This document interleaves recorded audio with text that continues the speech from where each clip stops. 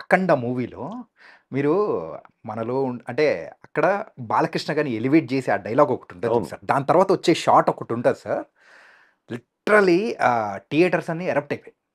ఆ kind of movement అనమాట. మీరు ఆ వాయిస్‌తో మీరు చెప్పడం గాని అమ్మా!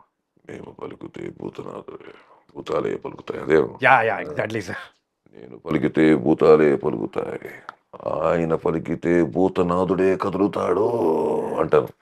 తర్వాత ఇంకొకటి కూడా ఉంటది సార్. అంటే మనోళ్ళలో ఉండేది ఇప్పుడు ఆహ్, మనిషి కాదు శివుడు అనేది ఆ! ఒక డైలాగ్ ఆ! వస్తది సార్. అవునవును. అవును. నాకు కరెక్ట్ రావట్లేదు. ఇప్పుడు చాలా రోజులయిపోయింది కదా! 4 యాహ్! ఏళ్లయిపోయింది. 2 కూడా ఎలా ఉండబోతుంది సార్ 'అఖండ 2'? అంటే 1 కంటే ఎక్స్ట్రార్డినరీగా ఉంటుంది 2. ఎందుకంటే బేసికల్లీ 'కాంతార' వస్తుంది. యాహ్! మనకి తెలియకుండా చిన్న వైబ్రేషన్ వస్తున్నాయి. హ్మ్. 'అఖండ 2' అనే ఒక వైబ్రేషన్ వస్తుంది.